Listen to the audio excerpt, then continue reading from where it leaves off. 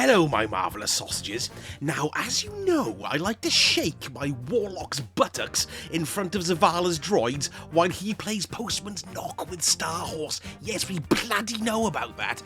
But I have expanded my dance of distraction to include other droids around the tower. We don't want to deprive them, do we? And some even join in. Although, let's face it, they are pretty crap in the dancing stakes. I mean, look at it, he's only waving his batons around. But anyway, they all have one thing in common.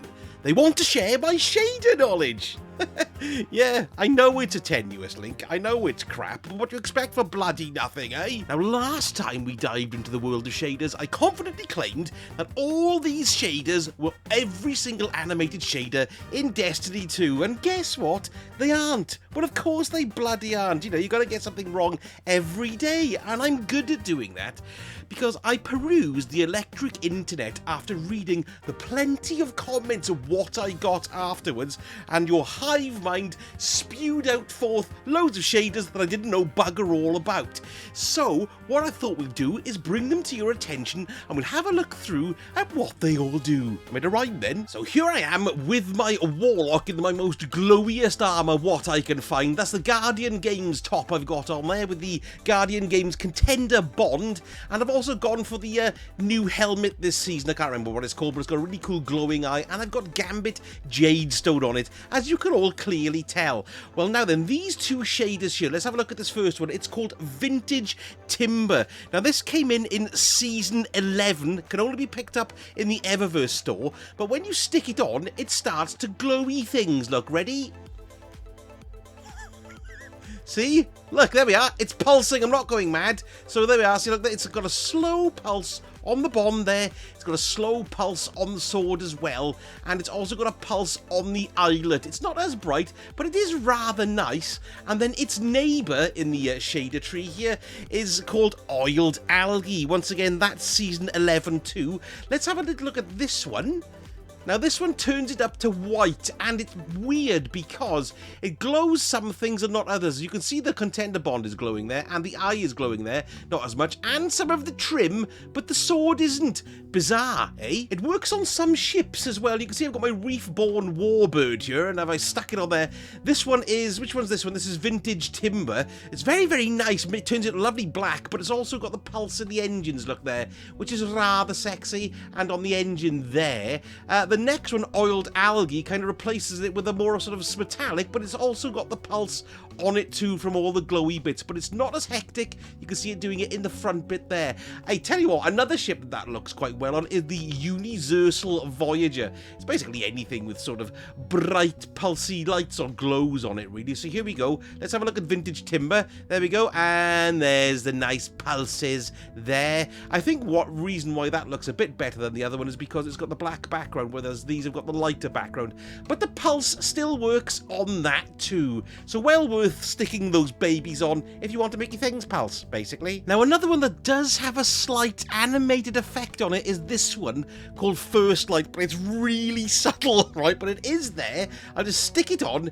Now then, if you use your eyeballs, you can see well, it's, hang on, it is there, I promise you. There we go, you can see it there, look, it's like a sort of cascadey, sort of slight purpley light on it. You can see it on the red body of the Gambler's Palm there. The trouble is, it's a pretty disgusting looking shader if you don't like that kind of green, which I don't, quite bogey-like, isn't it, really? Next, we have Chitin Slate, and if you want to sound amusing or irritating, you could say it as Chitin Slate, couldn't you? Which has the advantage of sounding like a swear. But anyway, this came out in Season 8, and it has the effect of completely stripping out any of your glows whatsoever, making you a kind of camouflage. So let's have a look at it here. You can see I've got all my glows here. Let's stick it on, and boom, look, everything's completely gone off.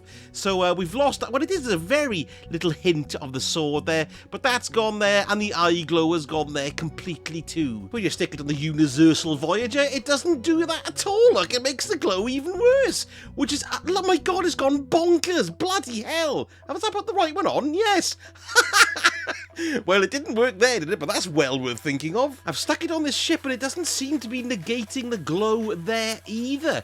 So what it probably does is seems to just work on armor. Bloody hell, how weird is that? Now, there is also another shader that does this similar thing called Testudo, and although it doesn't suppress all glows like the Chitin Slate, Chitin Slate seems to, it still does the same thing. It came out in Season 11, fact fans, but there we go, look, there's a Testudo on there, so the sword is there, but you can see the eyeball has been switched off. Doesn't do anything to the ships either. In fact, it turned the Universal Voyager into a gold nugget. Bloody hell, look at that. Now, if you've played the Prophecy Dungeon and managed to get some of the weapons to drop, and they are very sexy weapons, there are two shaders that make the symbols of the 9 there, you can see it on the front of the gun there, that makes them pulse in a sort of RGB LED. That's a lot of initials, isn't it?